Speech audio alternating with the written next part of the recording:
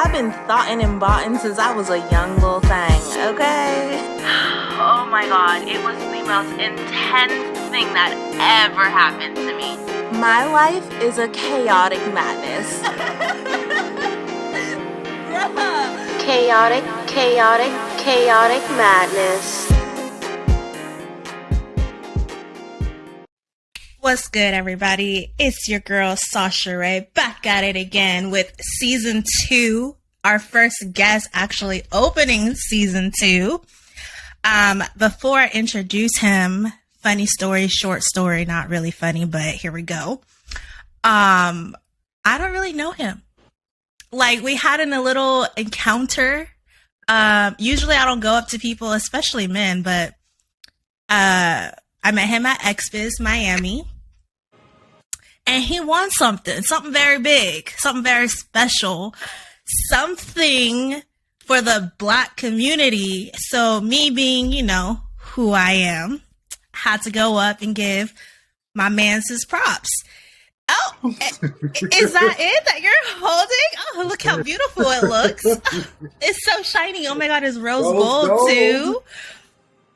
Well, before we talk about your award, go ahead and introduce yourself. What's going on, everybody? I'm Finny. My handles, you might recognize me as Finny's Playhouse or Booby University. Don't really go by that as much anymore, but Finny's Playhouse, but you can just call me Finny. How's it going? Thank you for having me. It's good. Good. No, thank you for being here. Really appreciate it. We had a fun little conversation before we started, so we're both kind of on the same mind frame right now, so y'all got to give us some time to really get into it. I gotta wipe the crust off. So yes, this is Finny.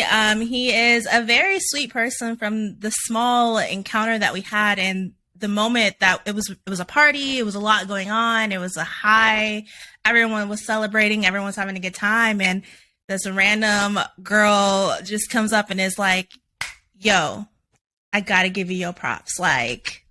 Congrats, my king. I say that to all my Black men, because, Black men are kings and Black women are queens. Just so don't nobody think, I'm trying to get at him, because that ain't it. Professional. But, yes, very professional. But go ahead and tell everybody what you won. All right, so get right into that. So let's get into it. I was nominated for the XBiz Award for Best Male Clip Artist, and I won this year. So this is my trophy for that. Yes. Right.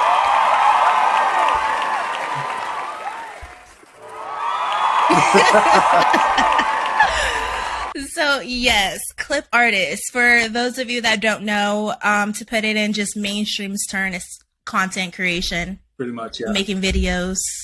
In this case, it's adult videos. Mm-hmm. But I'm sure you do a lot more than just adult content creation. So let's kind of get into who you are and what does Finny's Playhouse mean? I'm curious. Finny's Playhouse is a very unpredictable atmosphere. That's why I call it a playhouse, because it's fun, but you never know what you're going to get when you get there. It's like you said, I don't only do adult content. So I'm just a creator in general. I can do comedic skits. I can do dramatic-driven content. I can do different levels of adult content that may not just be the straight-up boy-girl that you expect.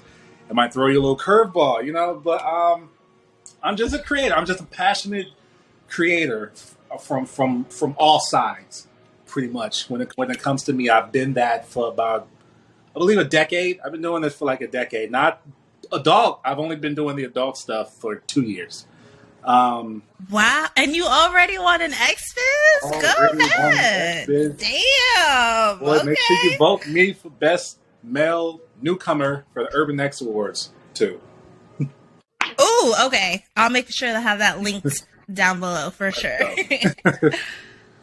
Okay, so would you say you're an artsy person then? Just have you always been like that, or is this something that you feel like? For sure, always. It hasn't always been this. It took me a while to figure out, to find myself, to make sense. Like growing up, I was real artsy, but I was more of a drawer. I used to like doodle and draw like cool pictures and stuff like that. And then as I got older, it went from that to being more into photography. So, you know, the young broke me back in the day. I'm buying Polaroid cameras, and people are like paying me at my high school to like take pictures with all of their friends and then develop them and give them to them and stuff. Then when I went to school after that, originally I went to photography. I lost interest very fast. I was like, okay, I have too much personality. I kind of want to show it. So I got into broadcast journalism. Hate the news. So that didn't work out. So okay. got into radio, which was a lot of fun hosting. Let's be real. It's more of a podcast than a radio station because it was an online radio station. At my school, but you could only hear it like in the area online and stuff. So I'm like, it's more of a podcast. So I got that experience talking to people and getting out of my shell because I was a very shy kid growing up. Really? Right? We would have never known. So I was doing the podcasting thing, and then I wanted to be more in front of the camera, so I started doing more filmmaking. I got into filmmaking and working with the camera, and I started taking a real interest in the shooting aspect of things, in the editing, which, I mean, long story short, is why today I'm able to pretty much do everything. I can be the performer, I can be the director, I can be the editor afterwards, I can be the shooter. If I don't have one, I can shoot it myself. Right. Don't worry, I got multiple cameras. It's a go. But before I got into the adult stuff, again, I started. It's funny. There was this. It was when I was a teenager. I'm from Akron, Ohio, and our basketball team is Cleveland. So it's Cleveland Cavaliers. So when I was a teenager, LeBron left Cleveland and went to Miami. And when he did that, there was like this commercial that he made where he was pretty much like parodying, like spoofing the whole people think I'm a bad guy because I left Cleveland and went to Miami.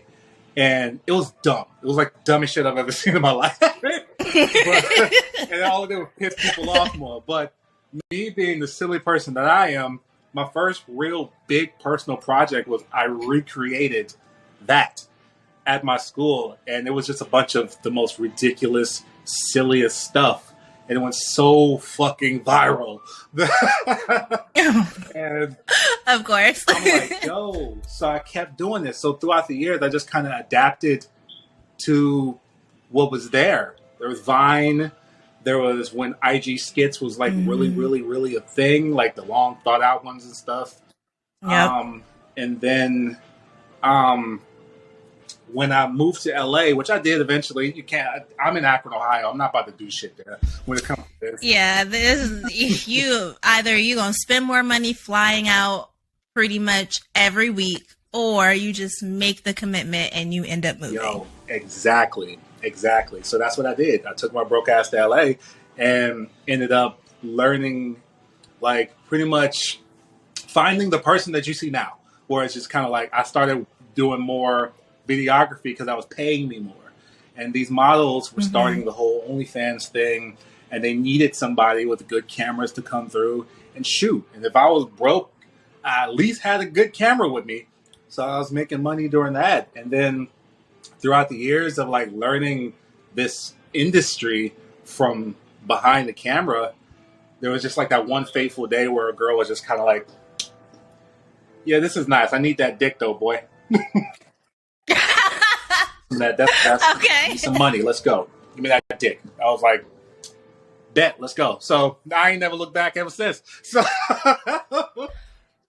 So we can thank this one girl for the start of Finny's Playhouse. I'll never name her because I don't fuck with her right now. But it's okay. We won't fuck with her, but did she at least cut you a check for that scene? Nah. We just did my first ever content trade. God, she knew what she was doing and stuff, which I did, and it sold. which branched off to like this because I Nice. just started like, damn, I've been helping people this whole time make all this money. I feel like I'm fully capable of doing it for myself. So I did that. And I built the Booby University thing first. It was a niche. I only worked with like big titty models and made big titty content. Because I thought that that's Okay. what I had to do. I was like, okay, you have to have some niche. But after a while of working with the different types of models of different shapes, sizes, races, backgrounds, types of content that they make and stuff like that, I kind of just shattered that ceiling eventually where it's just kind of like, I don't want to just be strictly Booby University no more. I want to be, it's like when I was in school and I wanted to go from photography to podcasting again, where it's like, I got way too much personality to be sitting on my ass. I'm going to like create the content that I want to create with the people that I want to create it with. I ain't got no fucking boss. I'm my own fucking boss. And I'm going to just do this shit full time and have fun. Period. So that's where Finny, and that's what Finny's Playhouse came from, the unpredictability of my creative mind. So you literally just got in, like, it was like, you know what, today you need some dick? All right, why not? And then from there, you just kind of emerged fully into the adult industry. There was never like a prior, like, oh, I've seen so-and-so do this, and I kind of thought about if I could. No, That's you were the origin just, story ever. damn. That is, I've been in the industry for 11 years, and I've heard a lot of people's origin stories, and how I've never heard anyone Listen, with a I'll be story a like little yours bit more before. specific. Okay, so from LA, when I decided to like leave LA, at that point I was only doing the videography for these models, and then when I did my first ever tour, and it was Okay. like I called it the broke nigga tour because I was leaving LA because again I wasn't really in the position to really live and making that much money. So I was like, damn, maybe I'll spend the money that I do have to hit these different cities, record all of this various content, and then sell that content and make money. So I went to San Diego with a good friend of mine who invited me there and shot content for her. I wasn't physically involved. It was just her and her homegirl. That's the shit I was used to. So pretty much the rest of the tour was booked around that. Going to shoot content where I'm just more so the director, let's say. But when I got to San Diego is when I got put in that position where the girl was like, yo, come fuck on me, boy. And I'm like, oh, shit, let's go. So I did that. And then I performed kind of decent. I was like, oh, shit, I'm clearly not a porn star, but like, I know how to go a certain duration. I know how to go the angles, and I know how to edit this shit.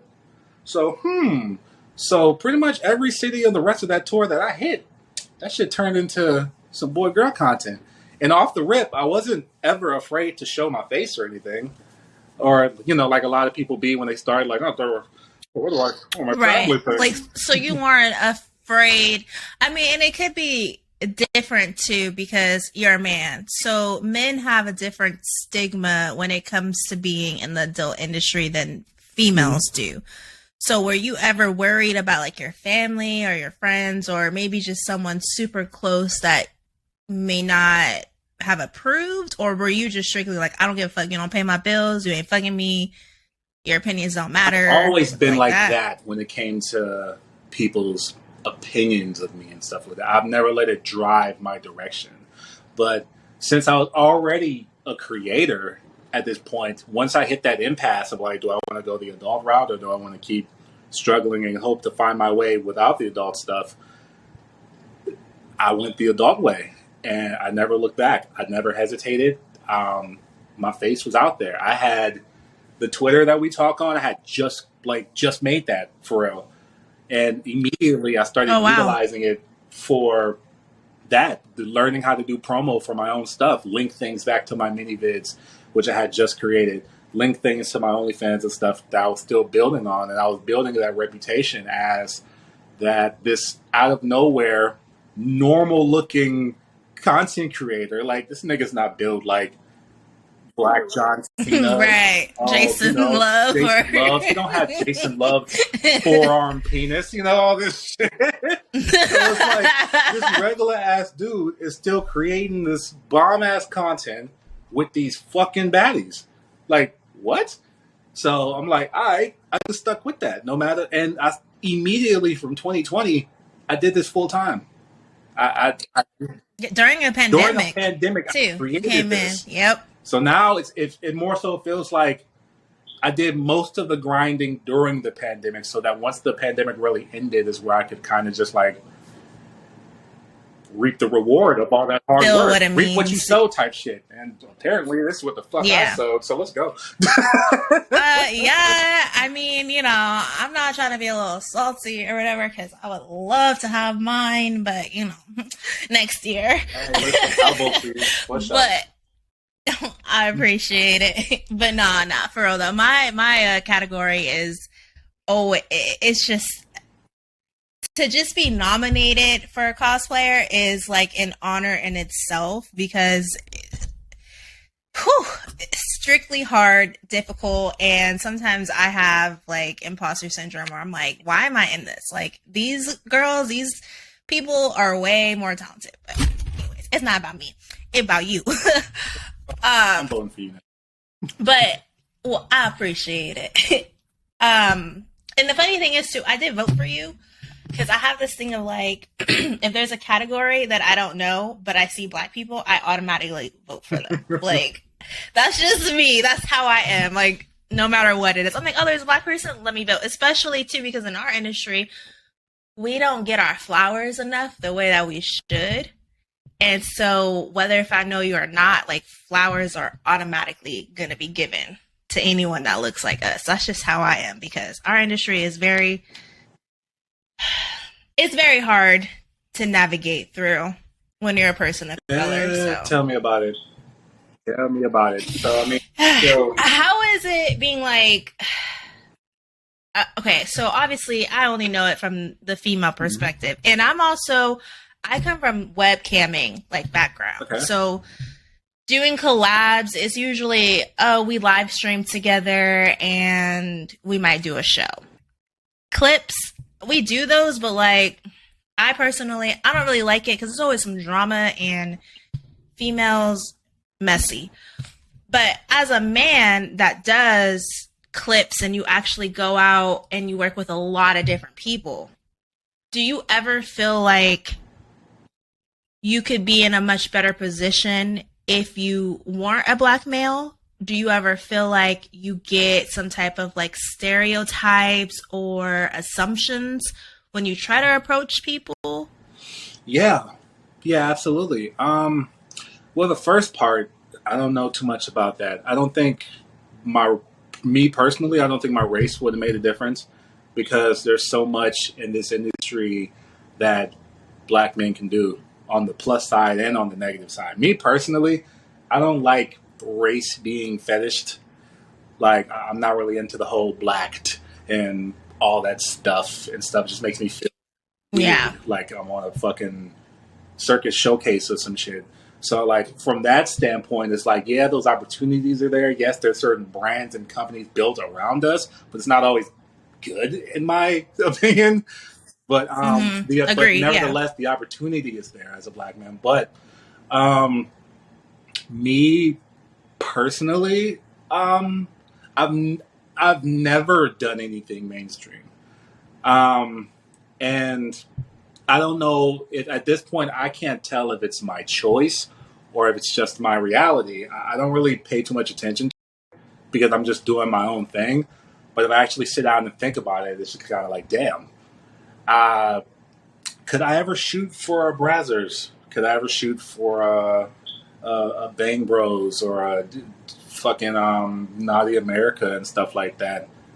Personally, I'm probably not in the position that I want to be in, if that makes sense. A lot of times they're having guys who play like the husband getting cheated on or some shit like that. And I just kind of like, and I'm not an insecure person at all, realistic. I just kind of myself compared to a lot of these other talents that they enlist in their like body shapes and all that stuff. And I'm like, I know what I'm signing up for if I probably try to go that route.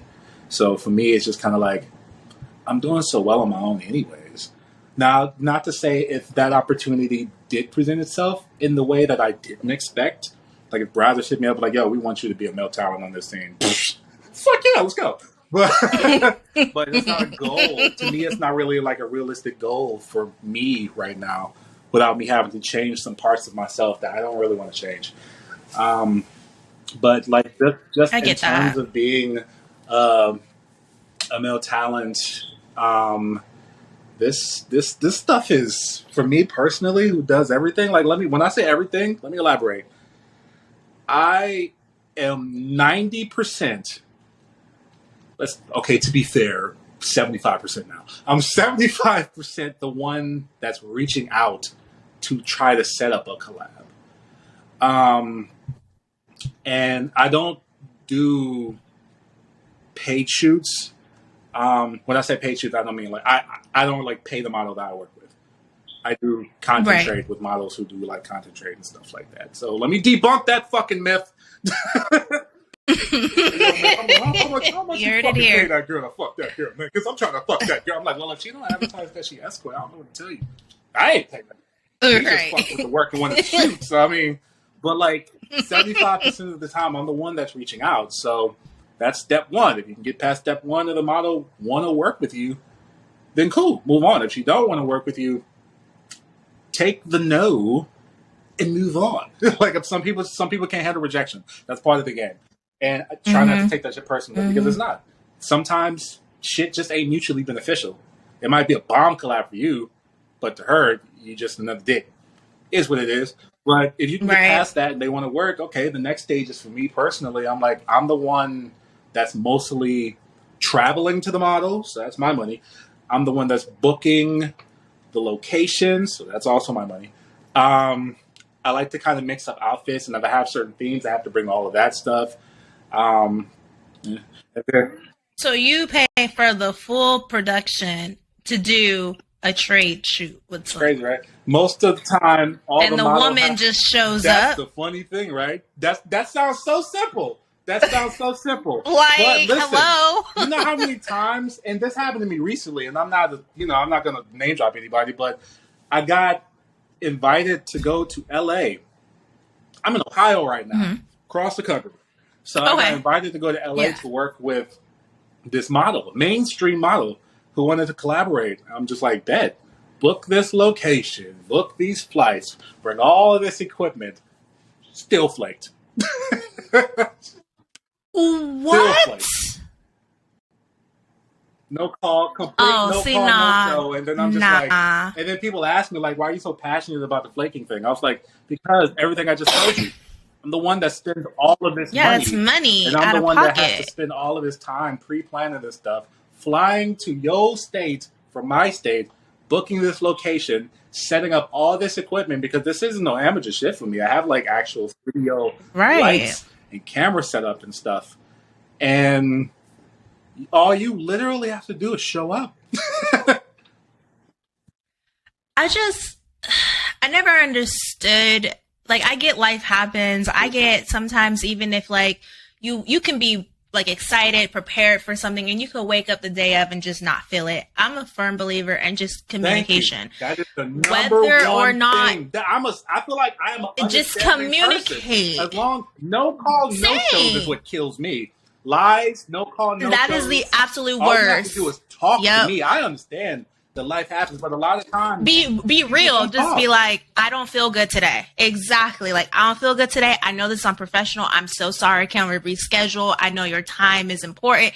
Rather than you don't text me, you don't respond. You don't know what the other person was going through to even get prepared themselves for whatever time frame. So not only did you ruin their time and their space and their energy, now you just burn a bridge. And in this industry, you don't know who knows who knows who knows who. And that could be $1 million ticket that you just lost and wasted because you couldn't communicate. Yep. Send me a text, a tweet, Instagram. It's so simple. I don't know. I feel like it only takes once for me to have to fly to somebody with my production, my camera equipment, and you flake. After that, I'm charging deposits. Yo, listen, I know it was like a few months ago, I went to Vegas and to specifically work with a model. Now, mind you, when I go to these big cities, just in case, I always end up booking other shoots. Because I'm like, I'm not about to show up here and leave with nothing. You need to. But the primary person I was coming for is probably that big money collab, where it's like, oh, that one was going to be profitable. So I went to Vegas once, and the main model I was supposed to shoot with ended up trying to like cancel on me an hour before the shoot. And she tried to play the whole, something's wrong, I'm not going to be able to make it and stuff. Mind you, we follow each other on Twitter, and she's like at the top of my timeline living the best life. So I'm just kind of like down at her. So I was just like, you know what? I'm not going to deal with this. It is what it is. Yo, I need you to reimburse me a little bit for this room, though, because this shit is not cheap, and you ain't coming.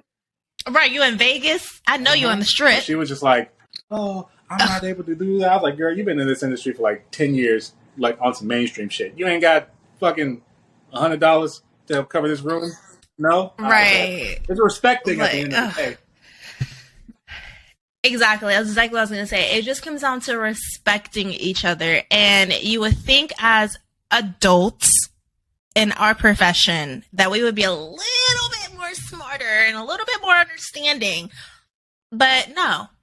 It's like dealing with children sometimes, which is why I am just like mainly a solo creator, because I don't got time to be burned by somebody else. I don't got time to be wasting money. Like that's the part that sucks. It's one thing to invest the money and then you lose it and then you try to make it up another way.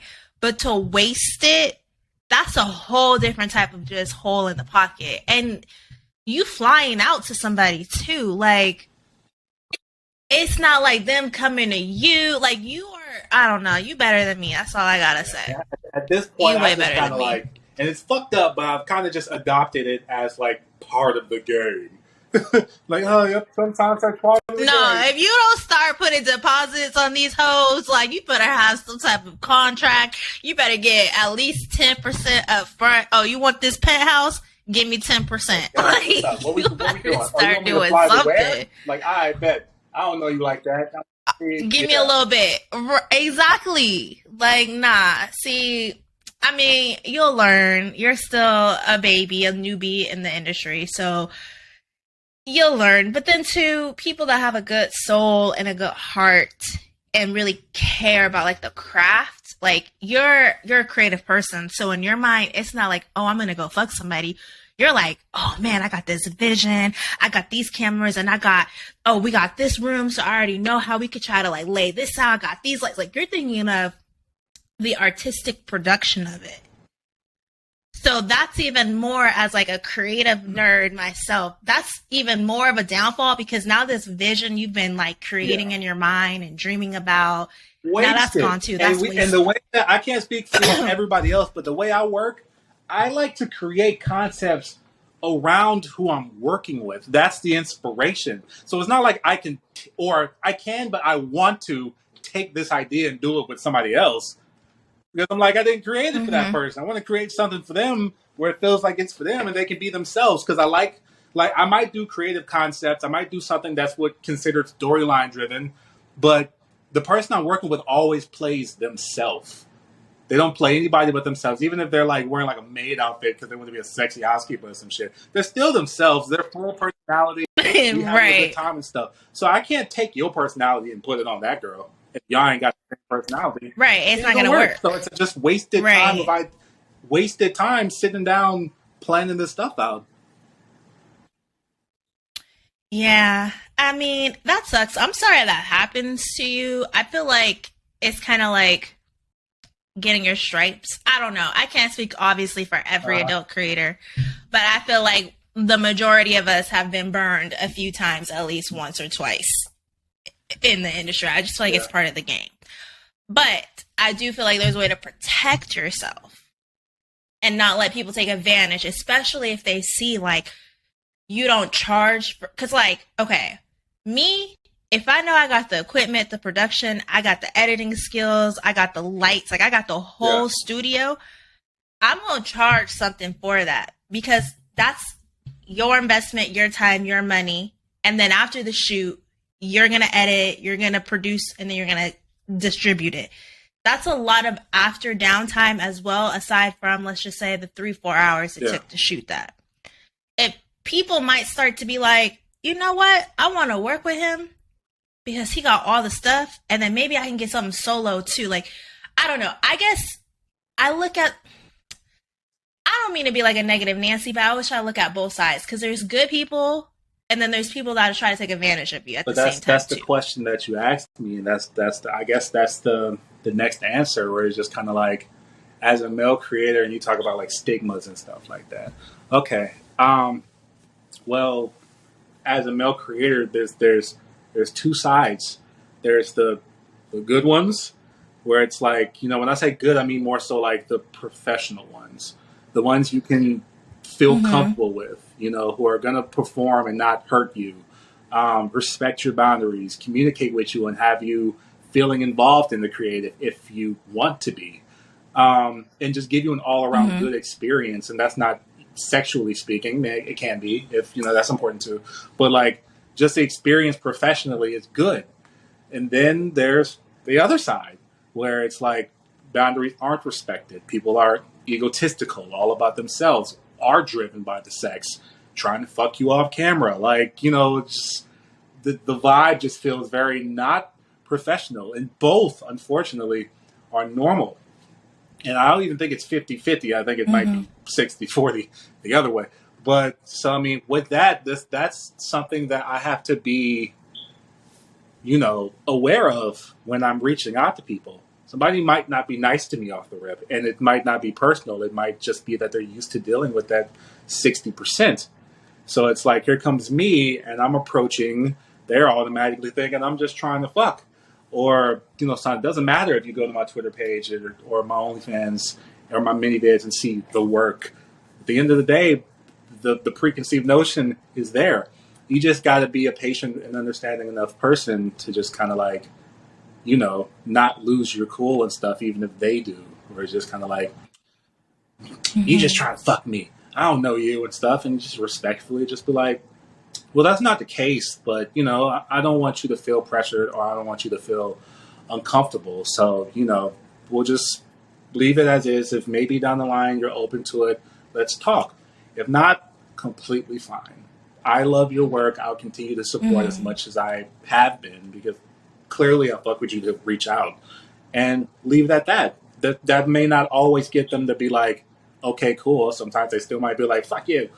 But at least you are walking away still professionally and showing that no matter the case, you can remain a professional male talent. And that's what I try to do. And yeah, it feels like a lot of pressure, because, you know, I feel like as a male talent, sometimes you what may look like just one of those little, you know, little things at the bottom of the door that you accidentally kick and it hurts. Oh yeah, what looks like just a thing. little doorstopper, ow, that hurts. Might be a fucking landmine. So as a male creator, you just gotta be careful. You gotta, like, you know, take care of yourself, maintain a positive reputation, and, you know, I say 3 R's: reputation, rapport, and respect. 33%, all just as important. And just make sure that everything that you do is you maintaining your passion.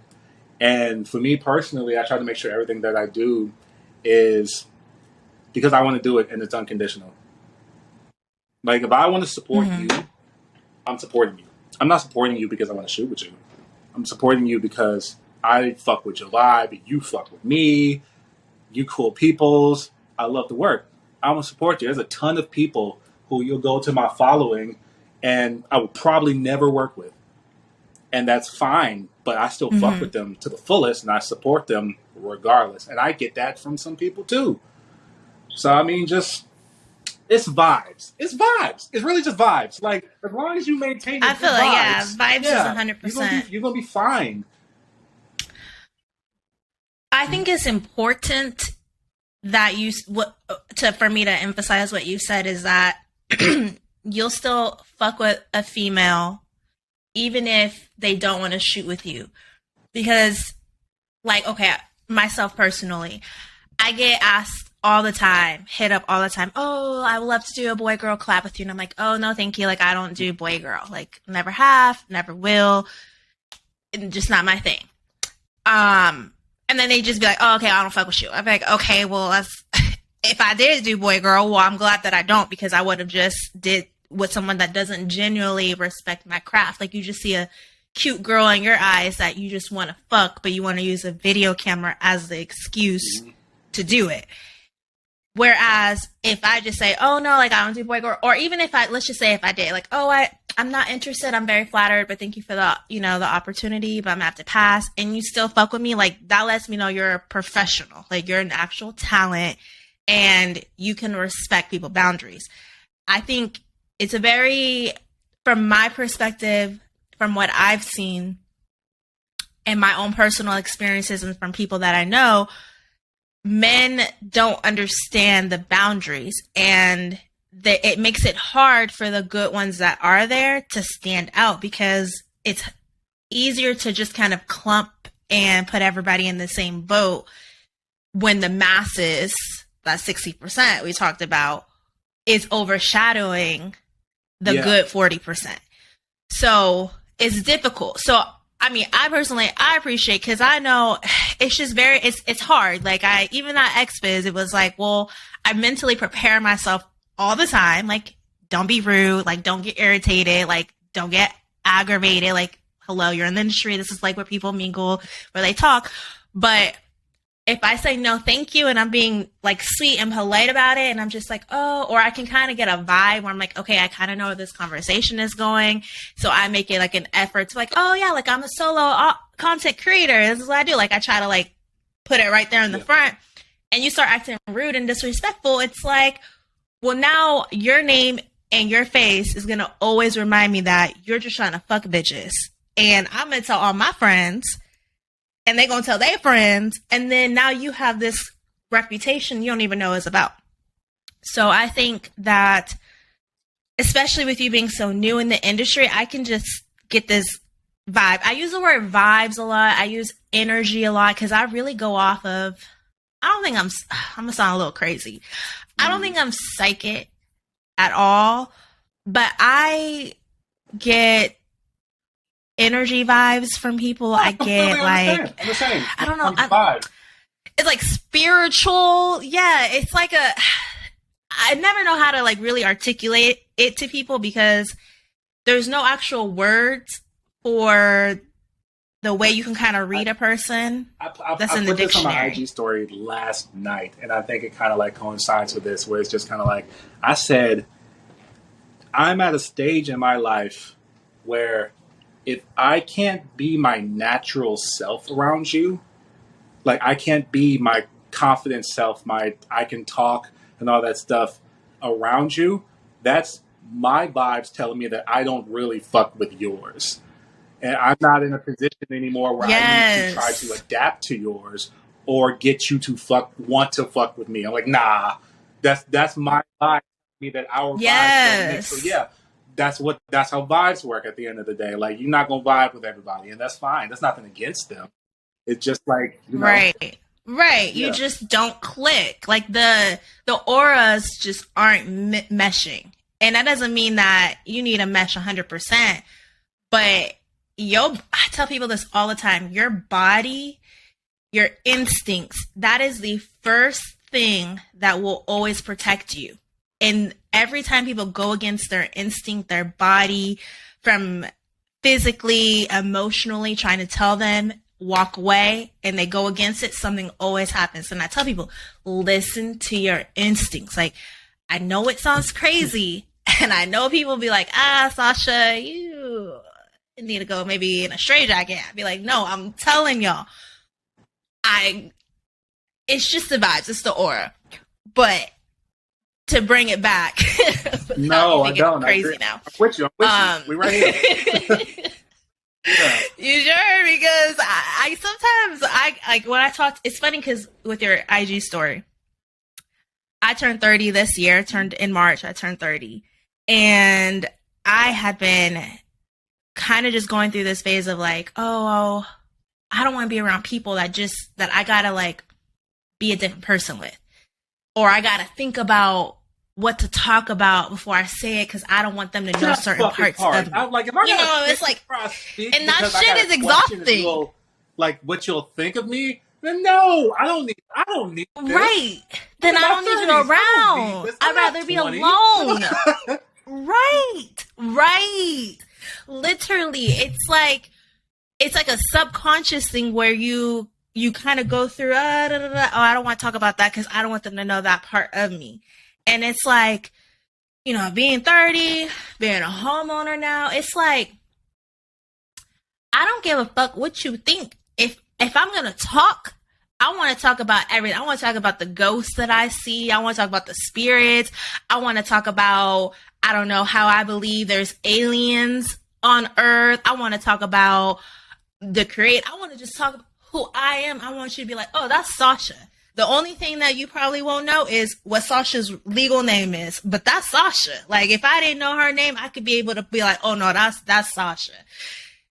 So it's funny because I don't follow you on Instagram. I need to, but it's funny that you posted that last night because that is a huge thing. And I feel like if more people were authentic to themselves in this industry, a lot more people would get along with each other as well too. And I get there's like that gray line where people want to have like a persona that's the shit I was or talking character. About. That's also that part of that 60%. When it comes to male talent, one of the biggest cons when it comes to male talent is people are not authentic with themselves. They are trying to portray themselves to be bigger than they are, richer than they are, cooler than they are, fuck better than what they are, more successful than what they are, and they just live their career trying to impress everybody. And I'm like, I refuse. I ain't about to live no miserable life and not end up loving it because I'm tired of trying to impress everybody and failing because I'm not my authentic self. I can't keep up this charade 24/7. No, I'm enjoying this, 100%. And I can do this full time because I'm full time the person that you see, even when this camera ain't on me. Yes, and people, they can feel that, they can see that, the fans can see that.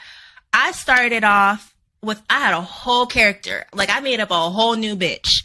She had a life that I had to like mentally like remember the lies that I made for this character.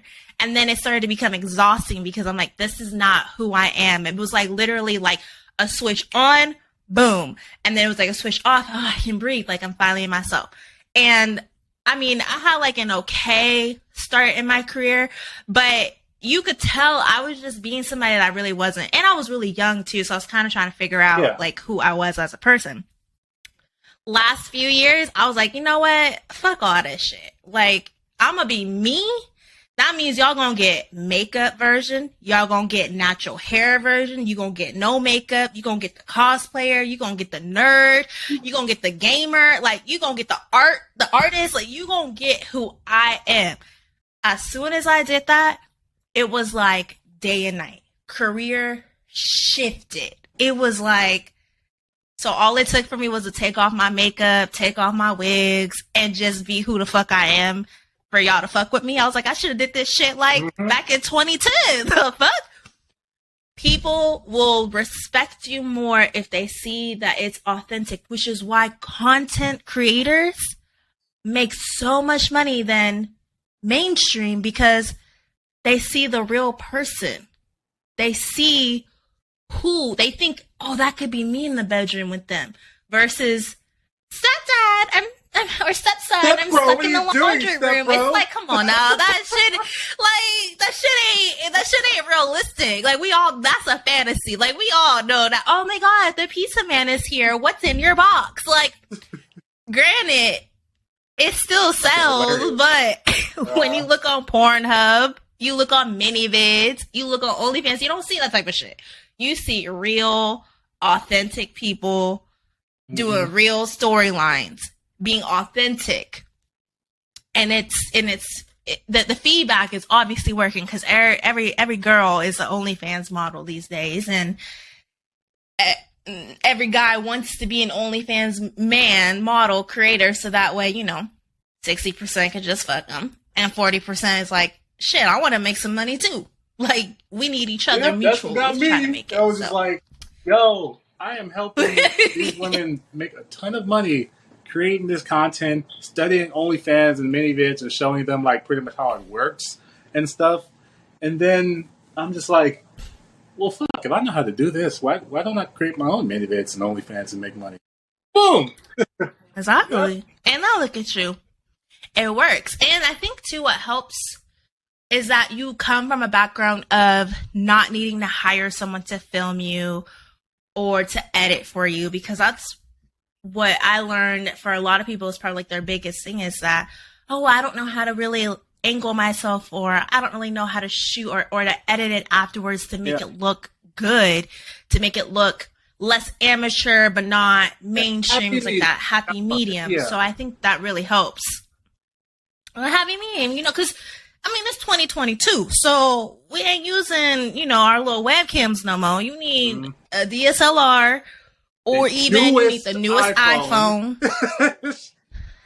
With the best camera, that newest 4K, 5K type stuff. Dude, that camera with good lighting. Like, you need good lighting. Ain't no more, oh, let me just turn on the kitchen light. The no, you need to invest. You need, like, lights. Nah. Right.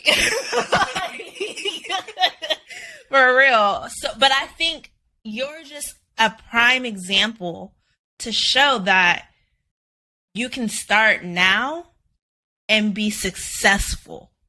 Because you're barely 2 years in.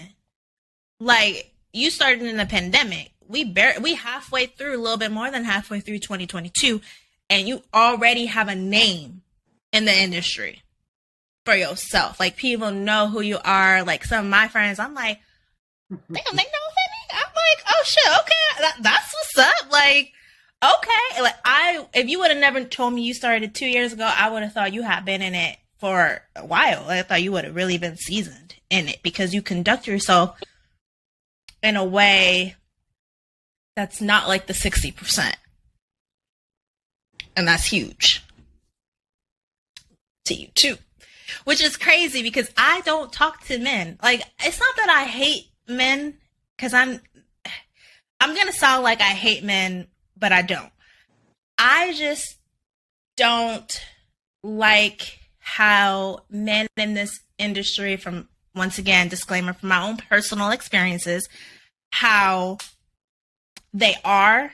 And it's very hard for me to trust them. It's very hard for me to, like, have their intentions, to know where they really stand. It's also very difficult too, because not cocky at all, but I do know that I am an attractive woman. So it's like a lot of time women talk to me, it's because they just want to fuck me. And usually I would just go the other way. I'd be like, I maybe talk to, like, I think maybe 2 or 3 men that I can say are like friends. And you're one of them. Like, because, like I said, it's just negative experiences. But when you have one, and we were all at the after party, it was just that the energy, it drew me to, like, come up to you to congratulate you. I would have just probably, like, tweeted you or something, and it probably never would have got seen. But something told me, like, I looked over, I saw you, and it was like this aura or something that was like, you need to go say hi, like, have this interaction. And then it was just, even after that interaction and the way you responded, I was like, that was like a very positive, rare situation. And then when I hit you up for this podcast, I'm like, I'll put it out there. Like, if he responds, he responds. If he doesn't, like, I have, like, another guest maybe I can ask. And you were like, yeah, bet. And I was like, oh shit, I wasn't ready for that. Like, okay. Cool, let's do it. So I don't know. I think it's important for me to just keep reminding you, like, you have a very positive aura around you. And it shows for itself. I feel like Feeling it. It does. It looks like that. Very like, you know, it looks just like that. Yeah. See the aura. But yeah, I don't know why. Something just keeps making me like emphasize, like, I don't know why, like, but it's just like, it's rare. It's very rare. It's very difficult. And I don't know a lot of male creators because I just choose not to be like kind of in that. Like I'm staying myself. I'm a very confident, loud, like I can be in your face. I can like walk in a fashion show, lingerie, no problem. Like I'm actually a very shy, quiet to myself person now. But I know a lot of people, so it's just kind of like, damn, like it's like I feel like a proud parent. Oh, I get it though. I get it. I get what you mean. Like you get. I feel like people are gonna listen to this and be like, "What the fuck is this bitch talking about? What is she rambling about?" And it's like, I don't know, but something in me is just needing to say it. Like, if you get it, that's all that matters, because the message is for you. Oh my goodness. Okay, so then what's next for you? Like, do you won your award? Do you have any other like goals you want to try to reach? Is there any other maybe like niches you want to try? Niches, I'm not really focused on those, but I like to grow. I like to I want to continue to do this, but have a different type of experience. It's like what you said, and it's like what I've done in the past, but I need to kind of do it again at the level that I am, which is when I left my hometown and moved to LA. So I'm like, now I'm in this position where eventually I live in Ohio again, pretty much, but I travel all the time. So my next major thing that I'm going to do is move to a major city and work out of that versus traveling and stuff all the time. So I'll be able to have the type of house. Well, this is a nice big house, but like the type of house there where I can like more so customize it for this stuff. I can be down the street from talent testing. Mm-hmm. I can be in a more social area where I can create different types of content. YouTube, IG, TikTok, OnlyFans, my own personal website, all that stuff. And that type of experience that's a lot more, I don't want to say relaxed, but you get it, a lot more relaxed, less pressure. I'm not too worried about I got to travel twice a week to different states to be able to get that type of content at that consistent rate. Nah, I live in Miami now. People gonna come to me. So I'm looking forward to that. I'm looking forward to trying new things, not niches, but different types of concepts, different types of cameras, types of content. What's your favorite camera that you have right now that you love to use? Yeah, hold on, I'll get it. It's right near me. So I use when I travel by myself, I use my GoPro 9 camera. Mm-hmm. And then so I normally just set this up on a tripod or something so I can get the wide angle and stuff, and then work around that when I'm shooting. Make sure I angle and position myself, or we angle and position ourselves in ways where you need to see what you need to see and everybody look good. But I also have another one. I also use this one's for 10 and this one's for POV because you need those angles too. So I just multitask with these two, and it works. That's so your go-to is a GoPro. Is it because it's convenient to travel with? Why too? Or it's easy to travel with. I know how to edit it. I get that small camera, but with the big camera's quality. Yeah. So I'm just kind of I'm not going to break my back carrying that 6K camera I have upstairs that cost me $4,000 freaking dollars, but it's huge, and I probably need somebody to hold it when I can get the same type of quality from that. Work smarter, not harder. Okay, I'm surprised you pulled out a GoPro. I really thought you were gonna pull out like a Sony or a Canon, and then you were like, boom, GoPro. I'm like, okay. I mean, I can see that. I personally don't really use GoPros, but I think it's just because I can never get the high quality out of it. Like, I don't know how to use it. I'm more of like a DSLR, mirrorless type cameras. I'm used to the DSLR cameras and stuff like that. But once I was able to like see the investment for me wasn't the GoPro. Learn it. It was the post-production set. It's buying a more powerful laptop so that I can shoot in the strongest quality on those cameras and still get the same. Because I couldn't, my old laptop, I could never edit those videos on there. It was just the laptop was strong enough. So I had to join the Mac family and pretty much buy that. Wait, hold on now. You ain't gotta join the Mac family to get the quality, okay? Like with PC, like there's laptops direct. Okay, but I got to do a lot of research to find the right one. With Mac, majority of them can handle it. It's true. You do gotta do some research, or you gotta build your own, like I did, or like, okay, you're right. I just like to tell people that you don't have to be a Mac person to get, strong laptop or a computer. But the convenient, you could just go into the Apple store and be like, oh, I do film editing. And they're like, oh, you need this one right here. And then you're good to go out the store, out the box. So I get you there. So you say, okay, let me ask you this. You mentioned YouTube and like TikToks and stuff. For your YouTube, since you mentioned that you like to do like cinematic type videos and stuff, would you ever think about starting a YouTube that would be like kind of mini movies, like short films almost? Or would you want to stay I think I might have dropped something. Might have. I was reading the brain. Right, the aura was coming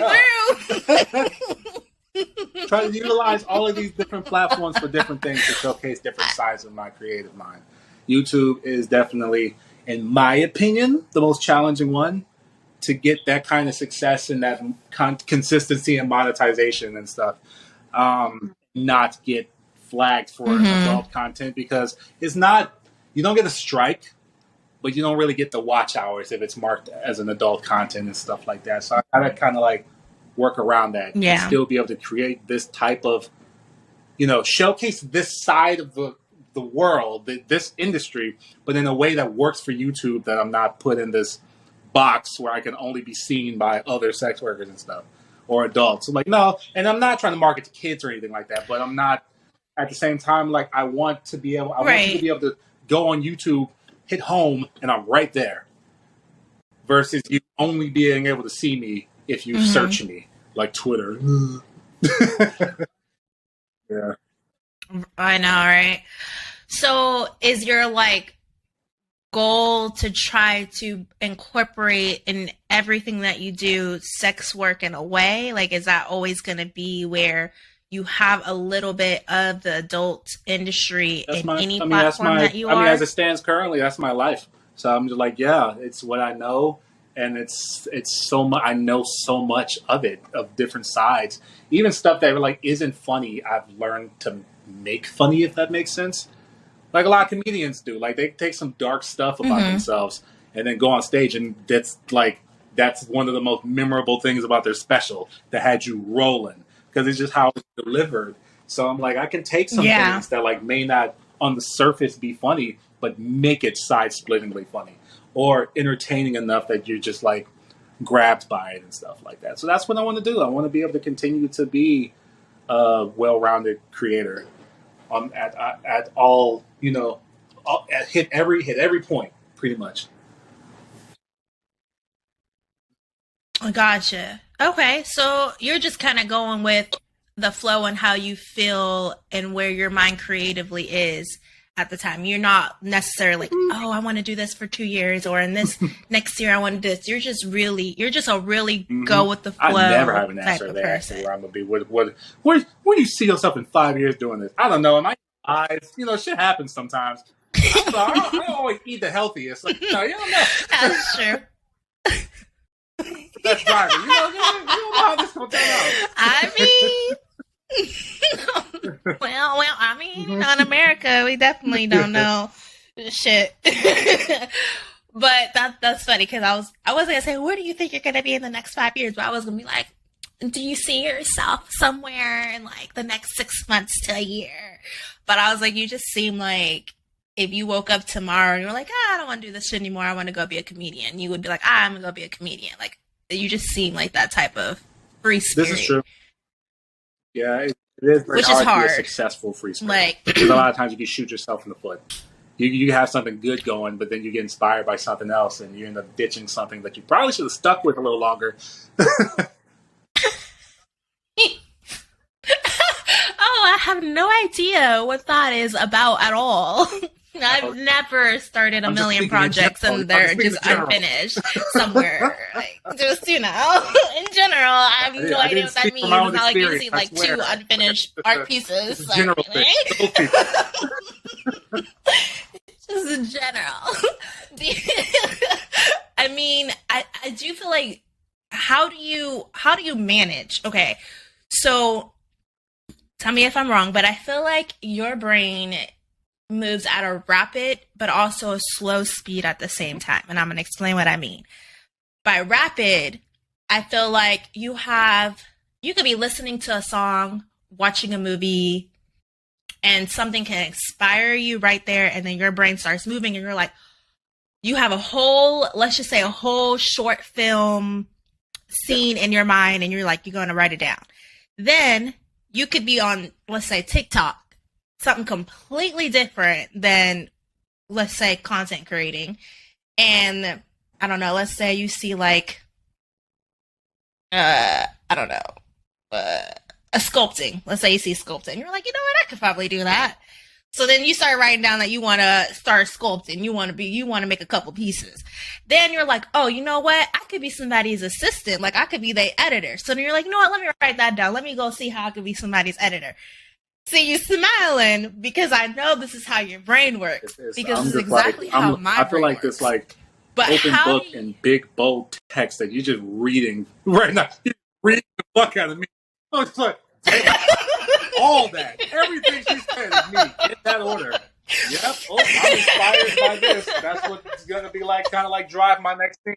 Damn, I can stream myself cooking. I'm on TikTok and I'm seeing people cooking. Let me stream myself cooking. Damn, I should get some more editing clients. Yeah, I'm going to do that.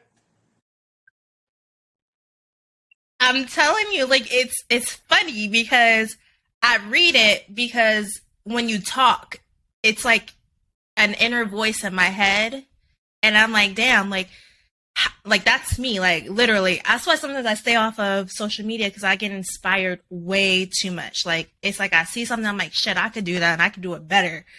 And then it's like I have books full of ideas. Some have started, unfinished. Some haven't started. Some have completed. But it's like, for you to be such a free spirit and you just go with the flow, how do you get everything you want done without some type of you need structure? Yeah, I need some kind of structure. At the end of the day, like, I take notes. I have hella dry erase boards in my house. A full calendar over there. One on my refrigerator. I've used the notes in my phone, the notes on my laptop to kind of like keep track of what I'm doing and the more important stuff that I want to do. There's notes that's in the deleted folder because I'm like, took so long to do it, lost interest. But I try to the best of my ability to kind of give myself a window to execute.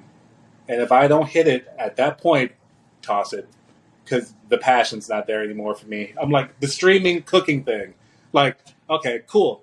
I want to do it. I should put it on my schedule and at least try, succeed or fail, try it. Because if I don't try it at some point, I'm going to lose interest. It's gone. Same for concepts, and we were talking about that earlier with the flaking and stuff. Was like I may have this grand idea that I came up with, but if I'm not able to execute it in a certain window, it could be the greatest idea ever. I've lost interest. Throw it away. And let's try something else.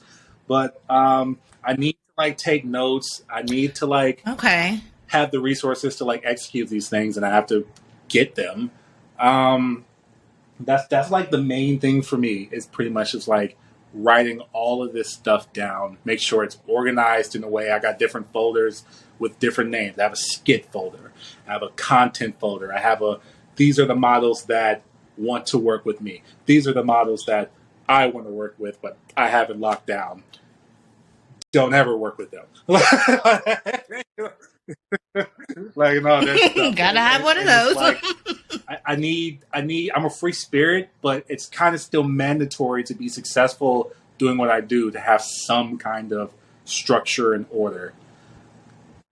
I got models that like and it's funny. I'm using New Jersey Exotica as the platform to absolutely. Are you going in October?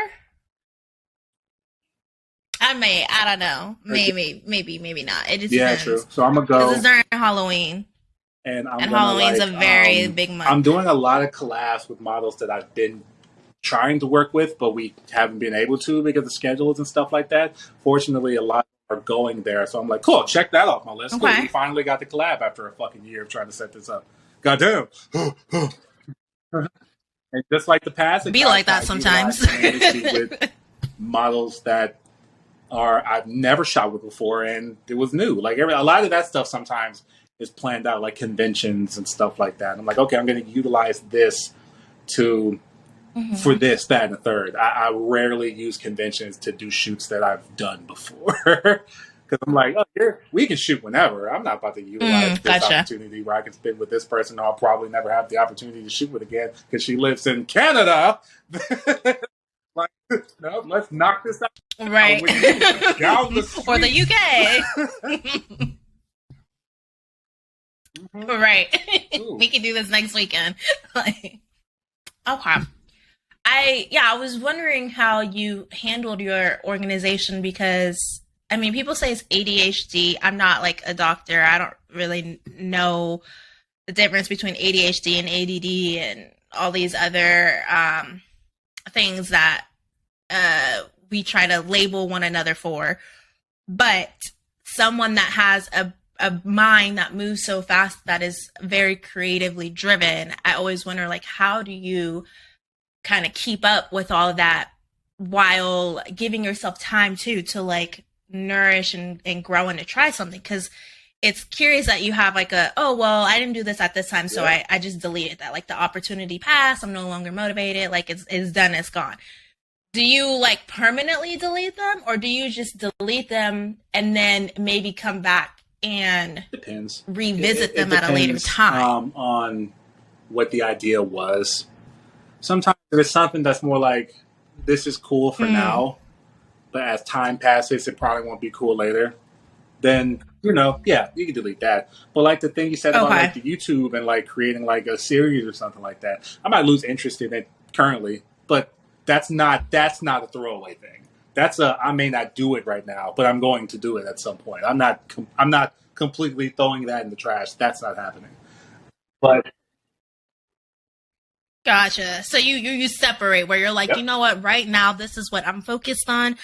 I'm gonna delete this out of my brain right now, but it's not actually deleted. It's just kind of like set aside but to it's be like you asked, determined at a later date. I'm not going to pretend like I am good at this, because I am not good at this part of the job. This part right here, where it's like, it's hard. Like, okay, I am a workaholic. So to answer your question about like pretty much like the attention deficit and, being able to like be this free spirited go-getter with a mind and still make things happen, it takes discipline. And for me, it's very hard still. Like, I am seriously a workaholic. And I don't say that to brag. I would never. Like, I shoot, I travel a lot. Because at this point, I'm just accustomed to it. I'm like, okay, this is how I work. I travel, I go shoot, I'll travel city to city to city. Sometimes I may not be home for 3 freaking weeks.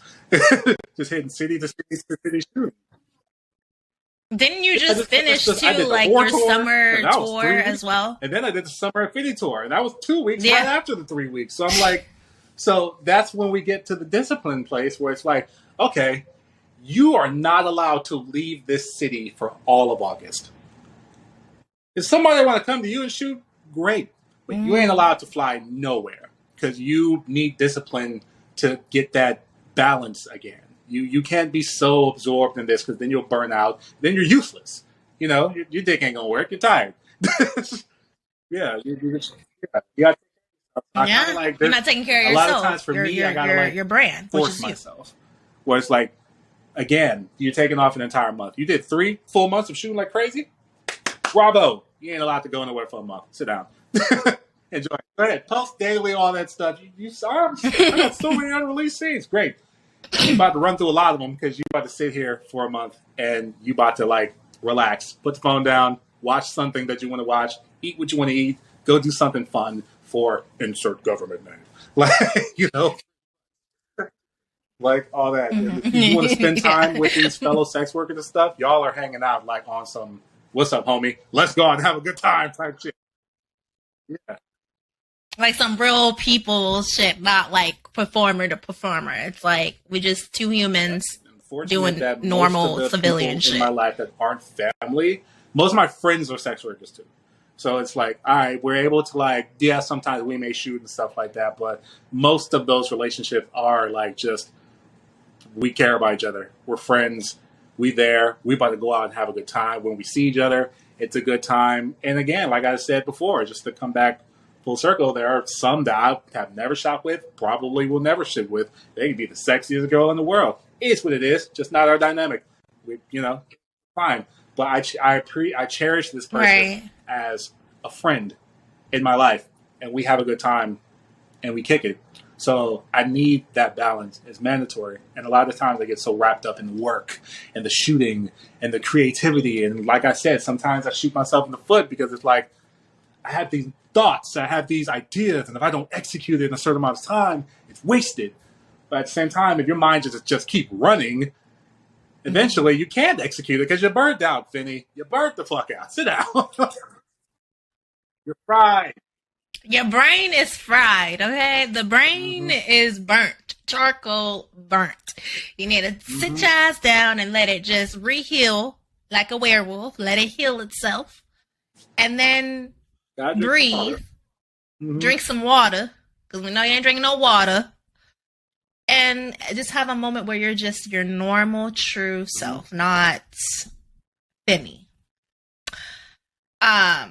Burnout is very real, especially when you are a workaholic. But then there's the opposite where you can take too long of a break and then it's hard to like working out. Pull yourself back into that. Have you ever definitely like working out. Do you ever feel like you struggle with like finding your motivation when you do take like a month off after working? But okay, it's a different struggle. It's not a motivation thing. I look forward. I am taking a break right now for all of August, and I look forward to shooting again in September completely. But I guess there's like it's not a motivation thing. It's there's a certain level of nervousness that kicks in. Like, regardless of what you see and regardless of what, like, the success and all that stuff, I don't give a damn if I've been doing this 5 years. A lot of times going into new shoots, I'm just as nervous as if this shit was new. Because, like, you know, I'm like, I took off an entire month. So now I have to come back.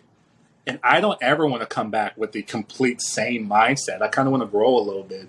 So I'm like, come back. What did you learn during this break that you can implement to this now?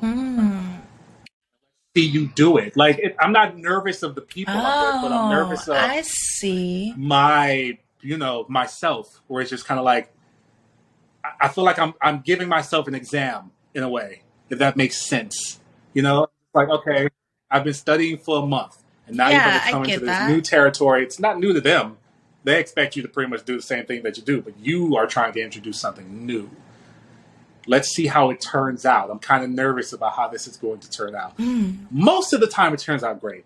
Like last year, I did the same thing where I took off all of July, but I came back in August and I was powering through shoots with these super creative concepts. My mind was refreshed. Like I was able to still perform like a porn star and like still have these concepts and these like, you know, different things work out. I think I went to a shoot house like immediately after and banged out like 20 freaking scenes in 4 days. Yeah, went crazy. In 4 days. And I wasn't driven by the sex. I was driven by all of these ideas that I came up with in that month that I was sitting there. And I got to make it all happen. And I was like, yo, I'm so freaking excited. I didn't even realize I had shot as much. Right. Jeez. So for you, your break is more of like a mental refresh. Physical refresh. Definitely. More than anything. Mm-hmm. Interesting. See, at first I thought when you say you took a break, it was just so that way you could like catch up on like editing and like try to put out all the content. It's like, oh, that makes sense. But like, well, I mean, yeah, true. But it could be hard, especially the amount of content you be producing. It's like, do you have an assistant or you do your editing, upload and all that yourself? See, doing it yourself with the amount of content you're producing, that's a lot. Because what people don't understand is like, yeah, you see the final result on the internet, but you don't know how many hours it took for you to see that little 10-minute video. Like, there's a lot of it. And you want how many? Like, y'all be asking, like, we robots, like, oh, pump, pump, pump, pump, pump. So to do it by yourself on the road and still shooting, I thought, oh, yeah, of course, you need a month off. You got all this content you done filmed. No, you need the mental, like the brain shut off almost. So that way you can then have the creative juices kind of restart instead of between straining. This summer Finny tour, 18 scenes. Edit it as I was going. Like there was times where I had a couple of hours where I wasn't shooting nothing. I would sit down and edit one of the scenes that I shot, or two of them, and just kind of like so that when I did get home, I finished editing everything in 2 days. Everything was done because some stuff got knocked out as I was going on the road. Like I had went to one city, shot with her, edited that night, and sent it to her. I was like, boom, I don't want to worry about this later. Let me get this done now. I'm the director. It's not going to take me long to edit it because I know how it goes already in my mind. I just need to stick it together. Yeah. That's true. I mean, damn, you're making me feel kind of, not kind of, I am lazy then. Like, I'm, nah. You, see, it's like, I'm like, you know what, yeah. But it's like, you ever have this moment where you know you should be doing something, and then you just it's like, terrible because like, and you come up with excuses. How you look at it, because for me, it might be the opposite of a lot of other people's. Like, I get guilty a lot of times when I relax, because sometimes I feel I'll say this. Before I relax, I like to make sure my plate's clean. I like to make sure like there's nothing I'm obligated to do right now. Because if I sit down and relax and I know there's something I'm supposed to be doing, there's that guilt that won't let me fully relax. I feel like I have to put a time on myself to go finish that shit, and then you can relax. And by that time, it's night and you're probably going to fall asleep. But like, yeah, I'm like, my mind does that, but it works against me a lot of times. Where I'm like, I really need to sit down. But no, I got to edit It's crazy you say that. Do you ever like? I feel like is it though? It's gonna sound really crazy, but I feel like I'm talking to myself. Like I feel like I'm talking to if I was born like a man, that it'd be like that's because it's like it's on my line. It's really kind of fucking scaring me out because no, I say that because it's like I talk to a lot of people and it's like my biggest thing is I feel like people don't really understand me and like what I try to articulate or explain how like my brain works, and it gets exhausting because I just give up. I'm like, oh, like you don't get it, it's fine, like whatever. But it's like this like circle where I could be thinking something, but then you'll say it, and then it's like I'll say something that I know somebody listening is gonna be like, what the fuck does that mean? But you'll be like, oh my god, you get it. And it's just this weird thing where I'm like, how do you understand? But it is so weird because when you said you could be trying to relax, right? But you have this guiltiness and it doesn't fully let you relax. Like you might be laying in bed watching TV, but in the back of your mind, it's like this, almost like somebody's like punching you. And it's like, you can't just let it go because it's like, you got a million things that you know should have been done and it just keeps piling up. Mm-hmm. And then you can't relax. But when that plate, like you said, you ate all the crumbs, you're like, I could relax. But then you're like, I don't have nothing going. So you don't relax because now you got to fill that plate back up. So now you're like, nah, let me go ahead and do this. Now let me hit them folders. So let me open up the next thing on that folder that I need to do. It all boils down to discipline again.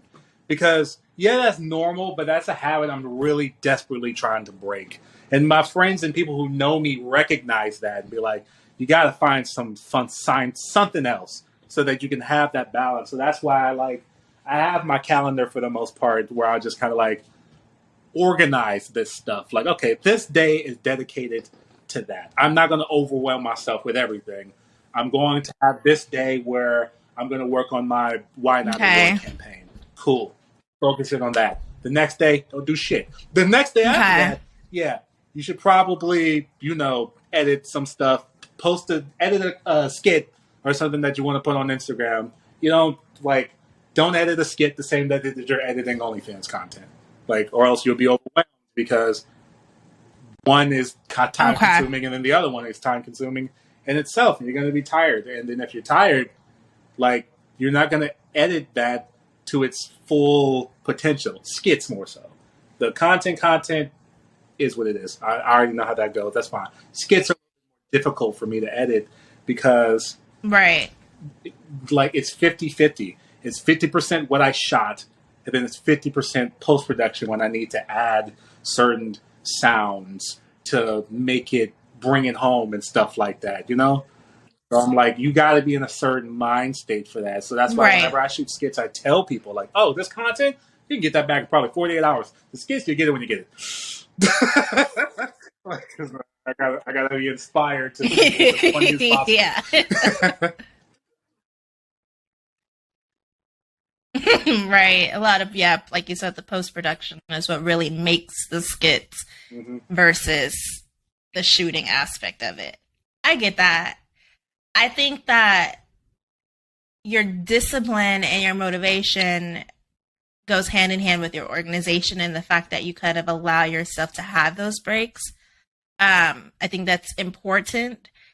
Being I can be a workaholic where I'm just nonstop. Work, everything in my book, everything, I'm doing it.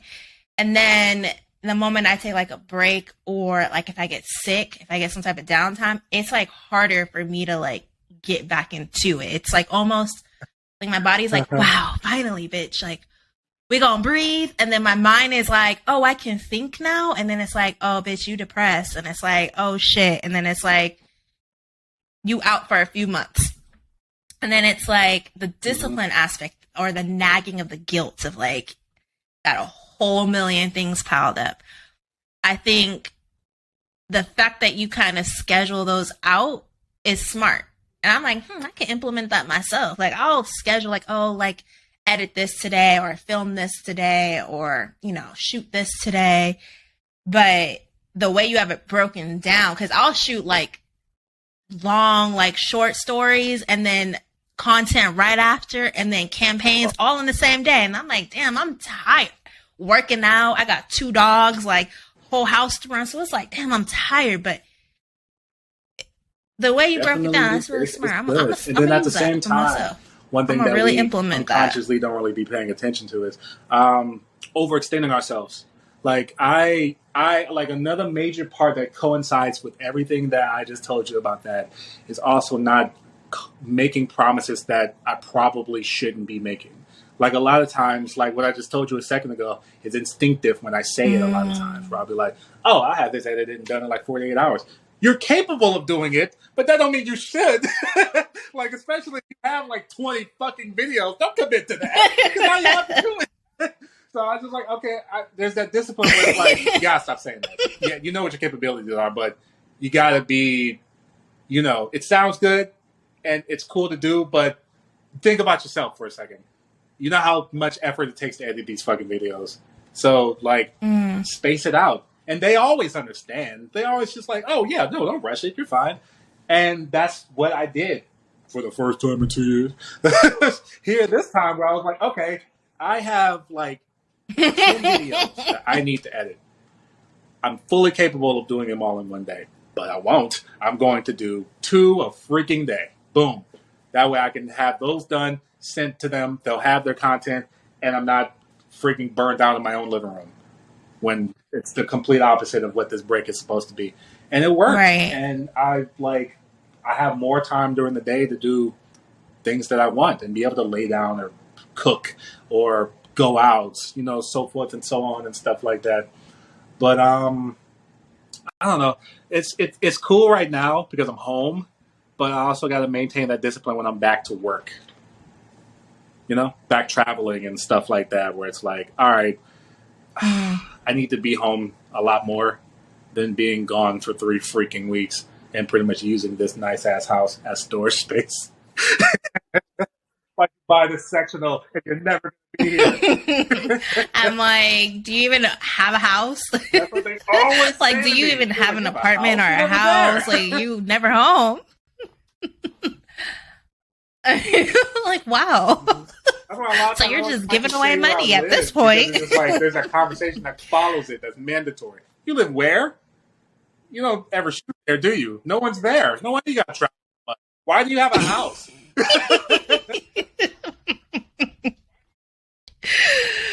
I mean, I get that because it is like, oh, you live there? Well, I'm in LA, so if you want to come to LA, we can make something happen. Yeah. Or I'm in Florida or Chicago. It's always like the major cities. The thing is, like, you want to attract people to come to you. It's like, oh, where do you live? I live in Chicago. Oh, well, shit, let me fly out to Chicago, because then they'll make a vacation out of it versus living in the middle of nowhere. It's like, well, and then what the fuck we gonna do there? Like, you come over here. So I think that's funny. Well, there was like one more thing that I wanted to ask you, but my brain like lost. It shut off. I know, right? It was just like, it was at the tip of my tongue too. Oh, no. I mean, we could go there. We could get into some aliens and like spiritual, paranormal what shit. To expect and stuff like that. Man, I was low-key expecting for you to ask me some like out-of-pocket shit about sex work. I was like, well, let me drink. Oh! No, I mean, okay, so the majority of my guests are sex workers or it's somehow in the adult space. But I want my podcast to be more than just us talking about what we do for a living. Right? I mean, it's like anytime a sex worker goes on a podcast, it's like, oh, what's your body count? Or how is it on set? Or how many times can you pop a load? That's and why it's I just, enjoyed this. I didn't even it's like we're more than that. You know, we have. No, it just. I know. I looked over and I was like, oh, I should probably wrap this up soon here in a few minutes because damn, that much time has gone by. But I want it to be just 2 people conversating, and I never have pre-questions set. I literally just talk and then I go with where the conversation takes us. If we happen to talk about like deep, and I try to get the vibe too of the guests. Like if they emphasize a lot about sex, well, shit, we can get down to it. Like, what's the nastiest thing you've ever done? But it's like if I see that they have something else they're passionate about, I like to go in that direction that isn't necessarily about sex, because then it's like I feel like more of so the podcast host where, and like this is nothing against anybody else. I've done podcast interviews before where it went one way or it went the other way, where it was just like, okay, I felt good here. Like this was fun. We got the vibe, we got the chat, and more importantly, I would definitely do it again. Then there's other podcasts where I've been like, wasn't really feeling it. Nothing against the host or anything like that, but like wasn't feeling it. Cool for what it was. Probably won't do it again. Talking about things that they were talking about things that the host would have talked about, and they didn't really like know who they were talking to.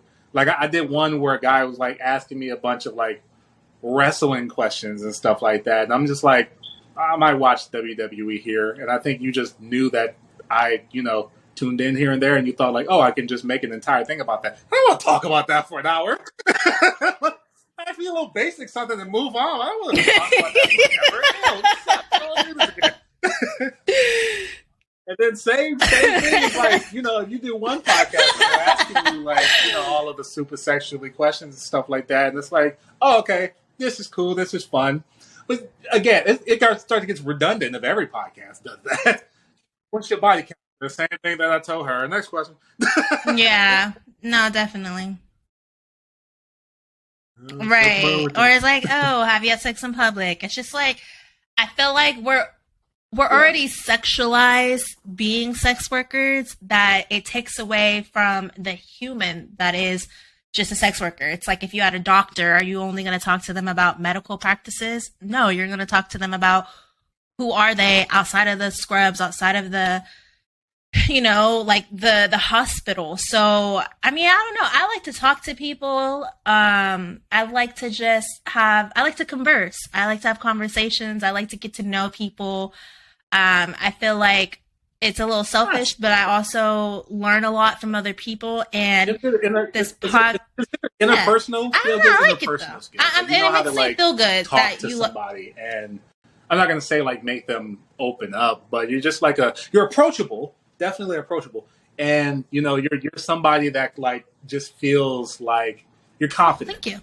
You can have a conversation. You can look, and this is one thing about me as well. Like, and I've always been like this. Like, I've never looked at a celebrity like they're a celebrity. I look at celebrities like you're a human being just like me. I'm going to approach you and look at you in that light, and I'm going to talk to you like that. It's like I'm not going to overwhelm myself or get intimidated by you. No, you have the same 2 lips and 1 nose and 2 eyes as me. Sometimes you might have one. Life happens, but that's a great thing about you and you doing this. It's like you know how to like.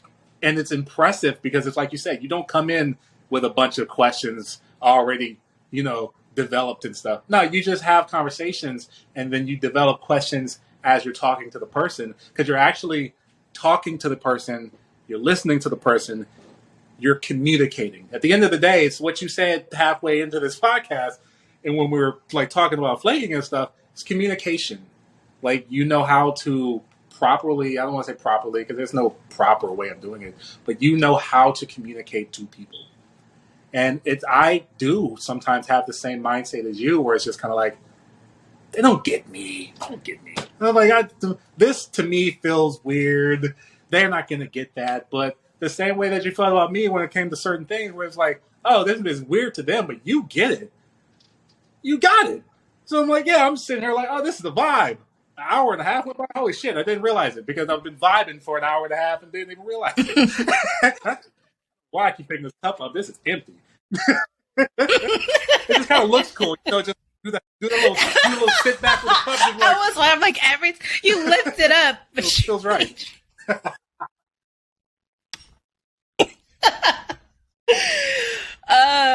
No, I mean, I appreciate you saying that, because it's funny you say confident too, because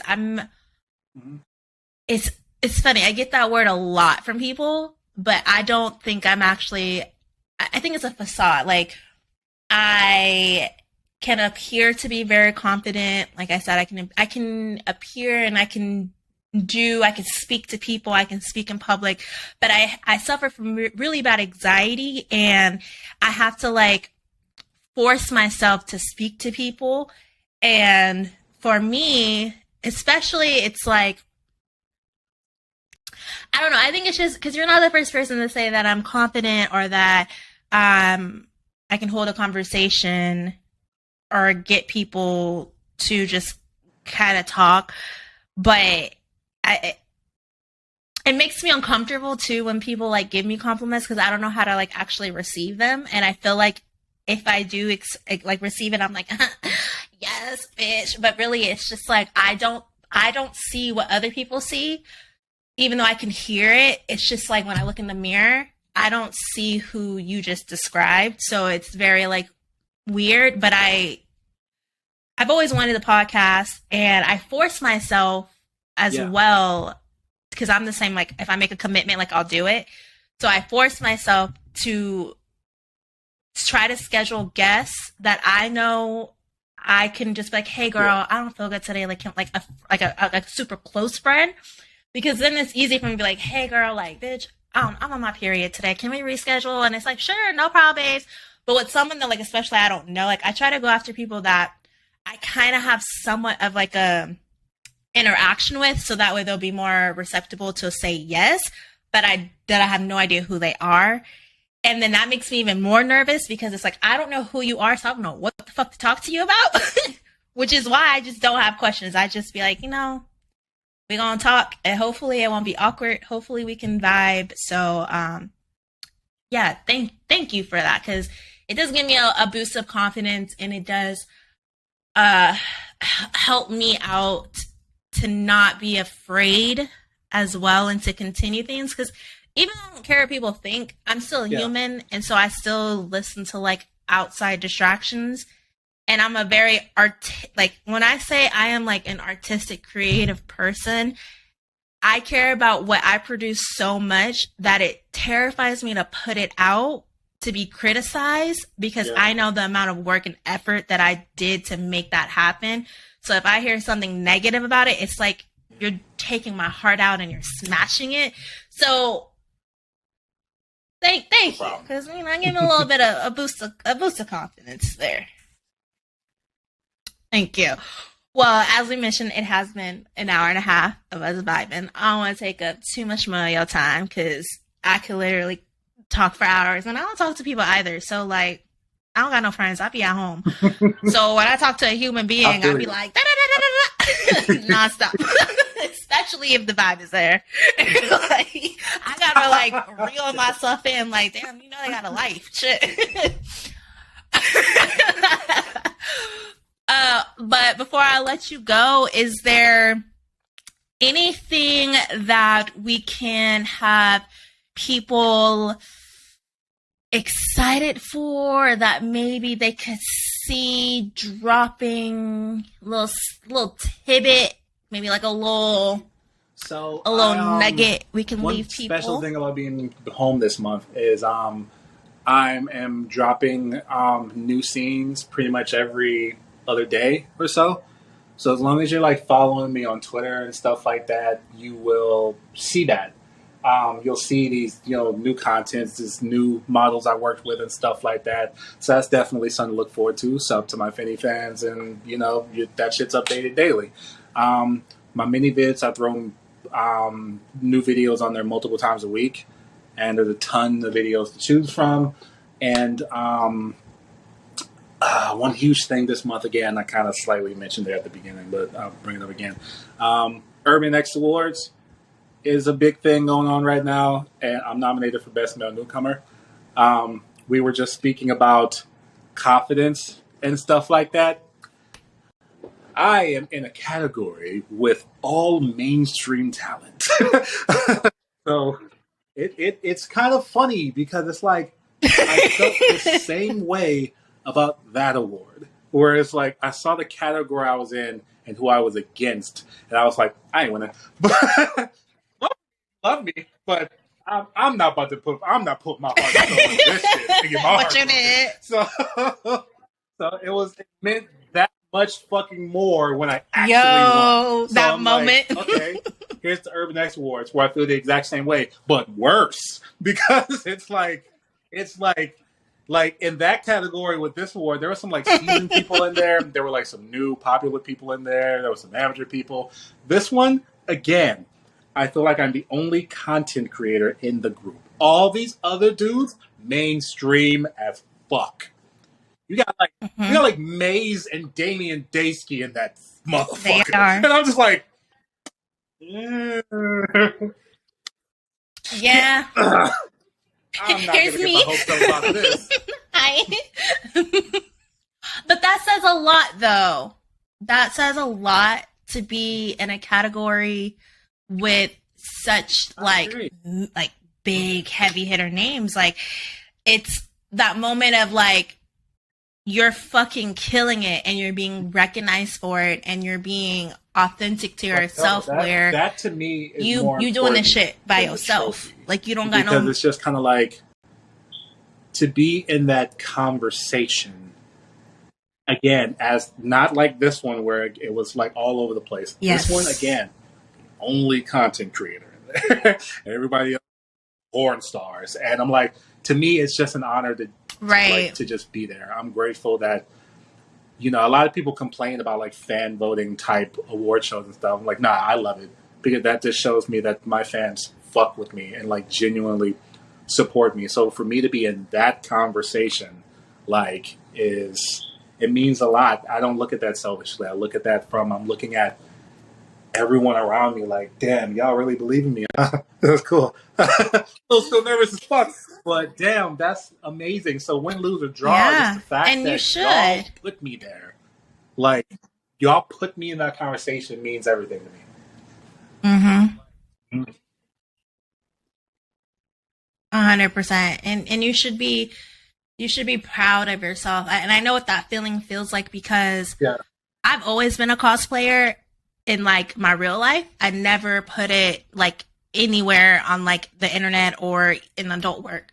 But last year I was like, you know what, fuck it. Like, this is who I am. This is what I love to do. I love to do special effects makeup. Like, I'm gonna create the space for the little Black people that love to cosplay like me, and you accept it, you don't. And as soon as I just started doing my cosplay shit, like cosplay nominations left, right. And I was like, and then the XBiz, it was like, wait, y'all sure my name on there? I was like, you sure? Like, what the fuck?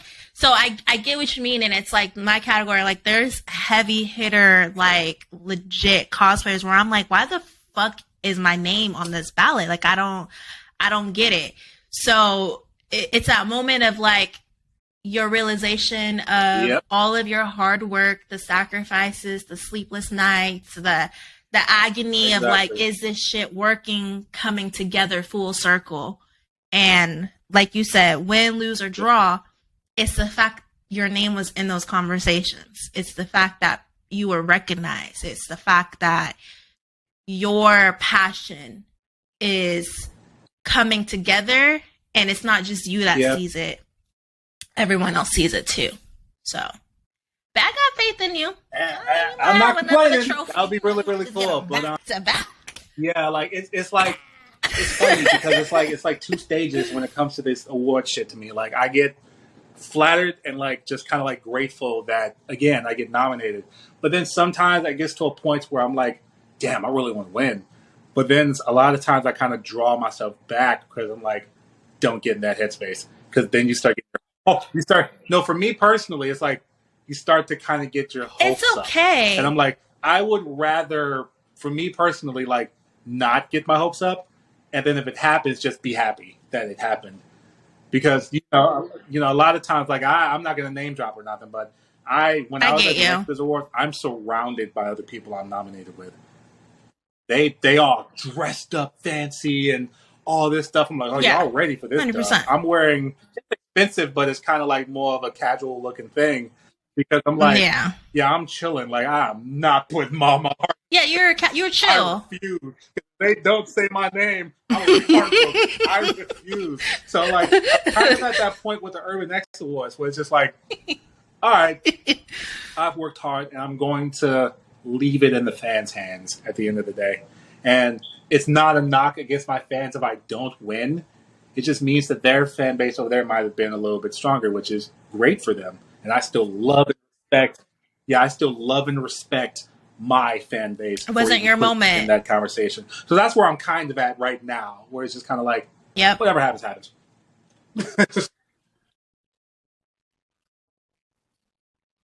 I think it's like mentally you're like, okay, you find out you're nominated and you're like, the fuck? Look at everybody else on here. I ain't no shot in hell. Like, fuck it. I'll promote it. Like, I'll tell people, like, vote. But, like, But then you get kind of closer to it. And then you have that kind of small shift where you're like, nah, I kind of fucking want this. Like, you see people tweeting that they voting for you. You feel the hype. You feel the energy. Then it's like you get close to when the winners are going to be announced. And then you kind of draw yourself back where you're like, nah, I don't care if I win. I'm going to block it out. I'm going to tune it out because now I feel myself excited and wanting it. And if I don't get it, like, you're a human, you're going to be sad. You're going to be upset about it. So I feel you on that, but I don't think it's okay to allow yourself to want to win. I'm not like, I wanted to win that XFIZ award so bad. I've won other awards in the industry, and it was like, whatever, cool. But like, that was one that I was like, oh, I want this. And I remember sitting there and I told myself, I was like, you know what? Just tune it out. Like, it does not matter.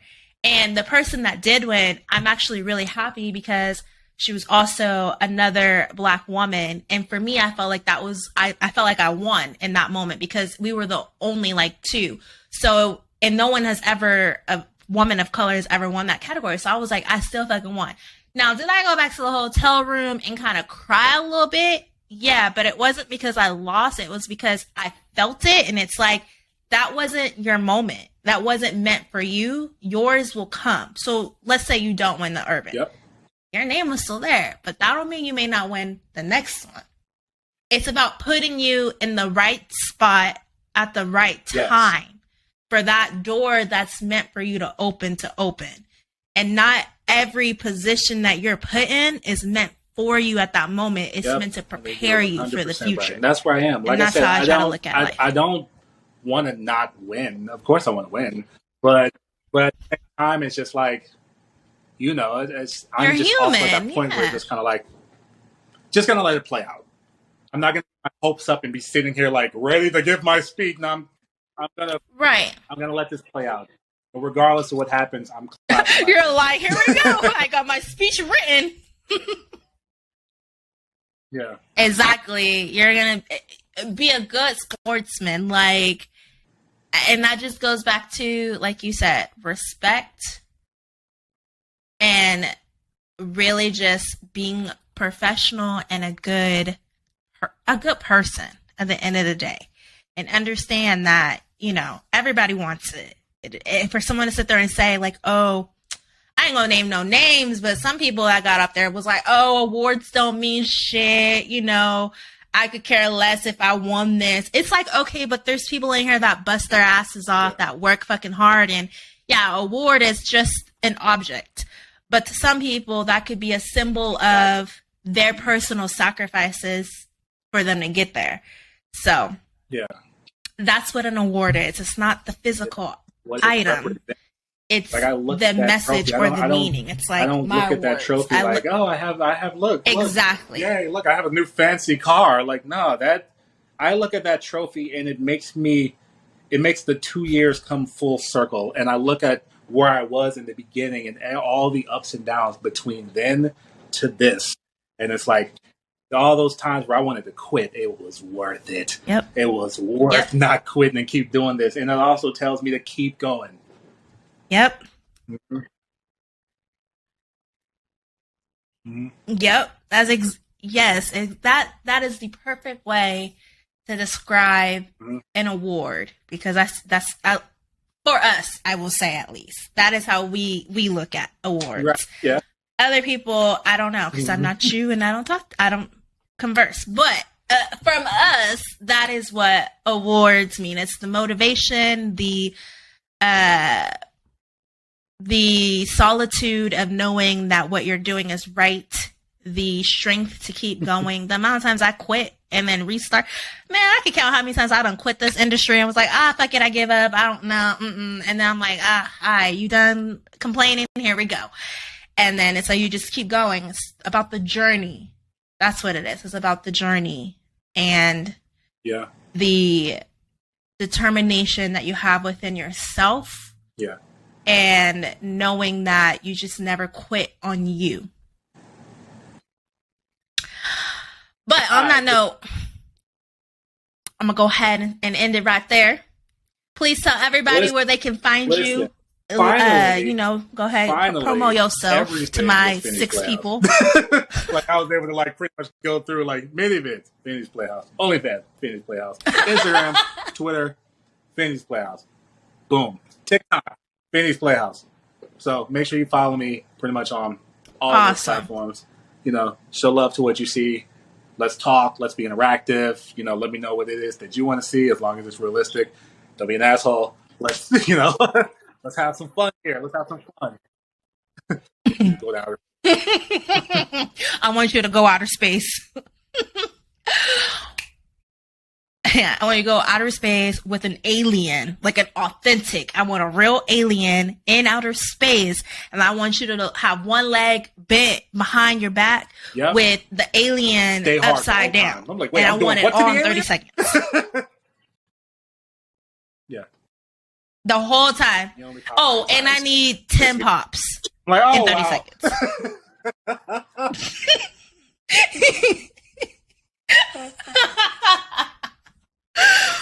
Well, you guys heard it. I'll make sure to have everything linked down below here. Once again, thank you so much for your time, your energy, your soul. I had a great time here. Thank you for having me. Thank you for definitely. And thank you for being here. Of course. Of course. All right, guys. Well, that's been season 2, episode 1 of Chaotic Madness with your girl, Sasha Raee here. And I will see you next week